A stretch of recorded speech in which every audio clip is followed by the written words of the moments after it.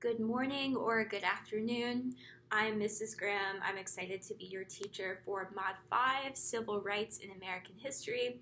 Since I'm super lucky to have my second vaccination today, but am anticipating side effects based on what I've heard from everyone, I will almost definitely be staying home on Monday and probably on Tuesday too. So that's why I am providing and recording material in advance. Anyway, so to quickly introduce myself, like I said, I'm Mrs. Graham.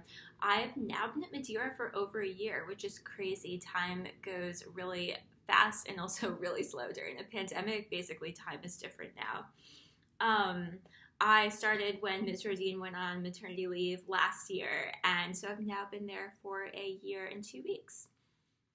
I'm also finishing my PhD in history at American University in Washington, D.C. I'm writing my last dissertation chapter, so hopefully I'll be done with grad school by this summer or at least later in 2021.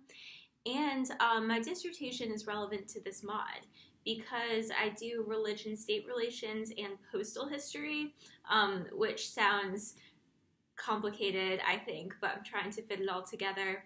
And at least one of my chapters is on Black history, and I also do a lot of religious minority stuff, so constantly thinking about things like equality and citizenship, which I think will fit especially well with this mod. So for Monday, first you will be reading a blog post that I pulled from Slate that is about the terminology of slavery.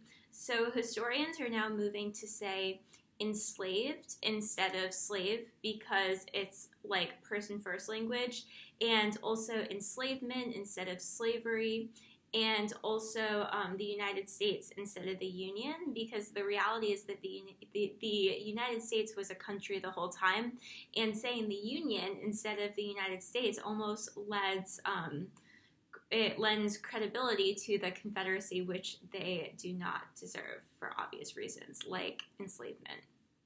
And the real reason that I tend to be biased in favor of those new terminologies is because a few summers ago I interned for a blog called Black Perspectives, and one of the editors was Ibram Kendi, who you might have heard of because he's become really famous, and the other one was Keisha Blaine, who is also a fantastic historian of Black women in America, and she told me to use enslaved instead of slave. So from my perspective, it's like if Keisha Blaine says it, it should be right. So I believe in saying enslaved and using person first language, but I look forward to knowing what you think of all that, so that's why I assigned that piece to read from Slate.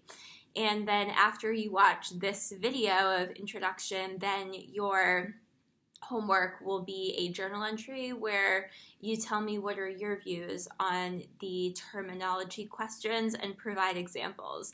And you can stick to the enslavement versus slavery thing, or you could talk about like any other terminology and language that you believe is important in the context of civil rights in the United States. The second thing I wanted to talk about is Tuesday's reading. It says in my email, and I'll post it on Teams, which chapters and sections it is. But then after you do that reading, you will be watching a short video. It's actually from Trevor Noah's The Daily Show. If any of you had me for Modern World last year, then you definitely watch some Trevor Noah. He's like my favorite celebrity, to be honest. But more importantly, he's really smart.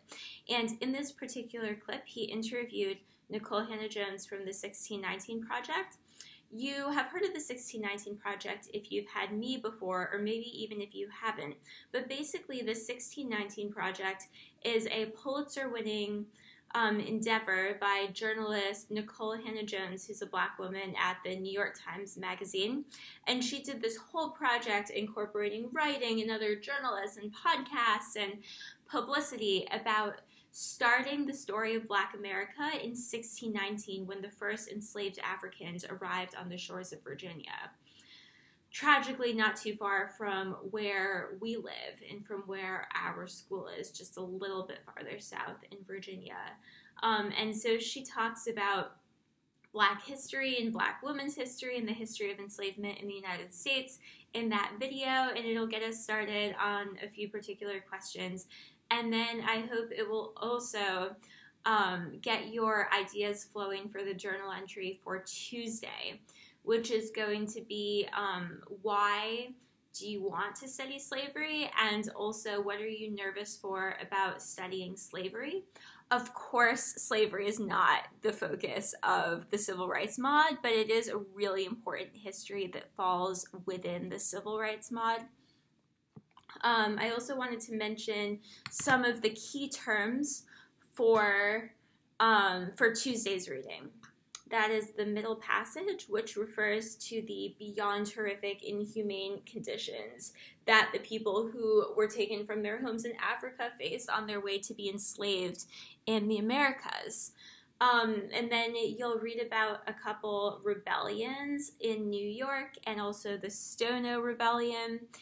And I will talk more about the details and nuances on Wednesday at the latest when I'm back. However, I wanted to bring up an important idea, which is that people always resist oppression. I'll say that again. People always resist oppression. And since obviously enslaved persons were people, they always resisted. There was never a point where they were happy to be enslaved. That is a racist myth that is still perpetuated sometimes. And that also goes for all the other material that we cover in the Civil Rights Mod, is that people always resist oppression because people are human and do not want to be oppressed, which is why there are always rebellions. And then the last term for Tuesday's reading is the Quakers, who were almost entirely white Christians who became abolitionists and opposed the horrific institution of slavery. And so one thing I want you to think about with the Quakers is the role of like white allies in fighting racism. So this story should always center marginalized perspectives and minority perspectives, especially Black perspectives. And ultimately, justice is not possible without the cooperation and the active resistance of the majority community, in this case, white Christians, in this example, the Quakers. So I think that's why Mr. Pratt included Quakers as a key term, the idea of allyship and the need for some of the people in the oppressing class to aid people who are oppressed. And the last thing I wanted to talk about in this quick introduction video is the 1619 Project. I already mentioned it a couple minutes ago and explained what it was by Nicole Hannah-Jones at the New York Times Magazine. However, I also wanted to mention that it has become super controversial to the point that U.S. senators on the floor of Congress have introduced legislation to try to get it banned from public school classrooms. And that won't affect us as we are an independent institution. However, I mentioned that to convey the power of history and how tied it is to the contemporary moment. Like, how is this historical narrative so disruptive that white racists would go on the floor of the U.S. Senate and try to get it banned from classrooms? Because knowledge is power, because history is power. And ultimately, those are some of the reasons why I'm really excited that I get to teach civil rights history this mod. Maybe I will be there tomorrow in person, but I probably will not be, so I apologize for that. And I look forward to seeing you all in person when I'm back on campus. Until then, please feel free to email and or message me or post on Teams if you have any questions or thoughts about the material or about what you have to do. Until then, I will see you on campus. Have a great start to Mod 5.